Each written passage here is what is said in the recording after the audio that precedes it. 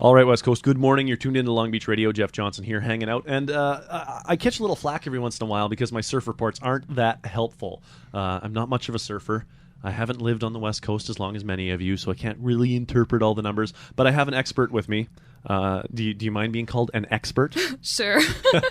Emily Ballard's her name. She's, local gal. It's a hardcore surfer and has, competitive surfing hopes and dreams and a future, one would think. And I'm just going to ask you this. High tide's coming up. It's about 45 minutes away. Currently, according to our surf report, east-southeasterly winds, 12 to 16 knots. Seas from the west, 6 feet, 11-second intervals. Where should people be surfing? Well, being a longboarder, I would hit North Chesterman. North Chesterman? Definitely. Now, are you lying so that all the like punks go to North Chesterman and you're really going to be at Cox? Is that what? No way. I don't surf Cox Bay unless I have to. All right. See, that's part of the reason I don't give it. Well, other than my ignorance, a good surf forecast because I know the local serious surfers would get mad at me if I was telling all the tourists what beach to go to all the time to be like, probably. You're ruining all our good beach. So I hope that people don't bug me about that anymore. But we're here to talk about you.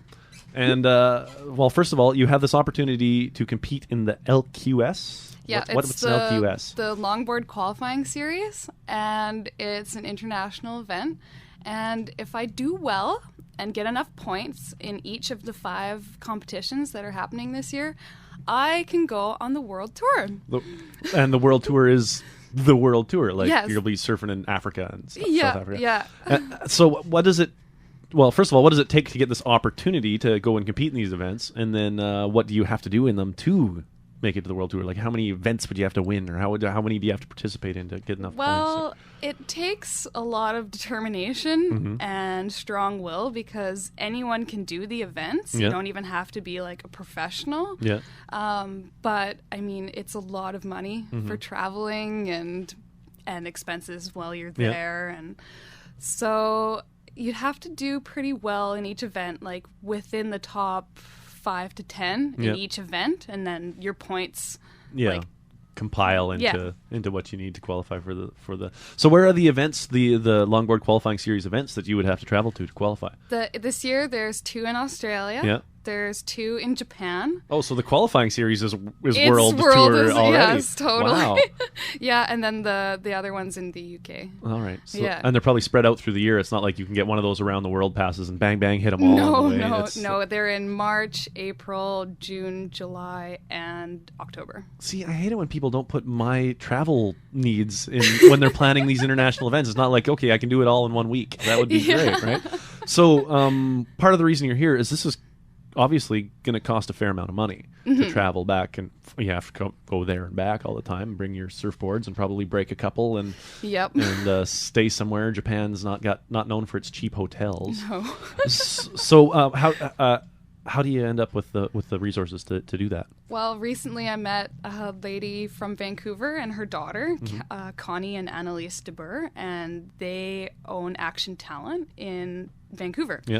And I met them because they came and did kind of a casting call for film and television because I'm also an actor. Yeah.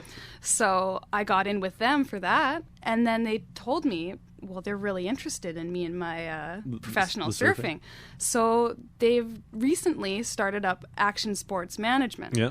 And so now I am officially on the Canadian Dream Team, which is just a compilation of random sports athletes from the region and who are competing internationally and doing well and, really gung-ho for their sports and winning some for Canada, So, so I'm in with them, and I'm just working on getting portfolios together, getting as much video as I can. So you increase your profile to attract sponsors, I guess is the idea. So you're looking for, some company, to Subaru or whoever, to say, hey, we want to be affiliated with Canada's female surfing competitor. And I guess that's the unique story. We learned pretty quickly when Pete DeVries won that Coldwater Classic a couple of years back that the Canadian surfer is a promotional machine, big time, for sure. That was really neat to see. So that's the plan. You're gonna go and be the Canadian women's surf poster child all over the world. Yeah, that's the plan. All right. Well, that sounds like a ton of fun. Yeah. You said it when we were talking earlier that part of the reason you had the confidence to go out and try this now was you did go out and compete a couple of years back, and it's been a growth process since. Yeah, in 2009, I went down to California and I competed in 2 longboard qualifiers down there. My competition skills weren't very good, so I got last in my first heats. And competitive surfing is really different from just going out to surf. Yeah, it's what huge. You're trying to accomplish. I drove down to California for 20 minutes. Yeah. That 20 minutes is all that you get. Yeah. So that I learned very quickly, how to be calm. And in my first heat, I caught 11 waves. Yeah. And the girl that beat me caught 4. Yeah. So you need to be quality calm and just chill out and look for the good waves and just know that you know what to do once you're up there riding. So yeah, it's been a cool learning process, but this year down in Westport I got 2nd place. Yeah. And this year at the Queen of the Peak, yeah. of course, I got 2nd place as well. So I'm feeling very confident. Yeah. And I am ready to do this for Canada. For Canada, right on. That's really cool. We're talking about your profile, though, trying to get people a little more aware. If there's somebody listening right now that's like, hey, I own a helicopter company or something, yes. and they want to find out more about how to maybe get in touch with you, or maybe there's a website with some of your media information, something I've got a blog going. It's Canadian Wave Dancer. .blogspot.com, and that's just a compilation of my pictures, some video, because I video myself when I'm surfing. It's not a GoPro. I have to actually hold the camera. Oh. Yeah. So it's quite a challenge, but I'm working on it and getting the angles right. Nobody'll loan you a GoPro? I don't really like the look of GoPro, so all right. Yeah. Well, there, the GoPro guy that was listening is like, well, we're not sponsoring her. Yeah, so it's that website's just got some information and my past stats and what I'm trying to do, and cool. So, Well, I wish you the best of luck with it.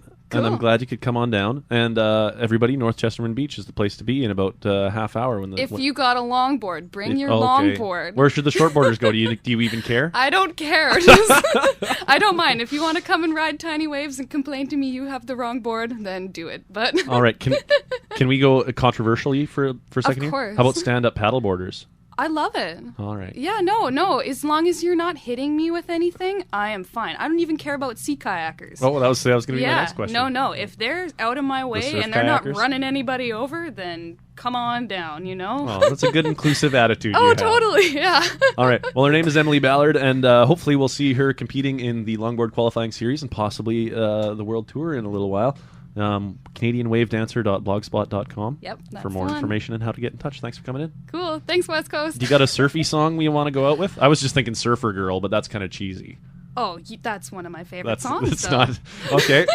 We'll take cheesy then. This is Surfer Girl on Long Beach Radio. Thanks for coming in, Emily. We will talk to you, I guess, when we figure out how exciting your adventures are going to be. Right on. Thanks, Jeff.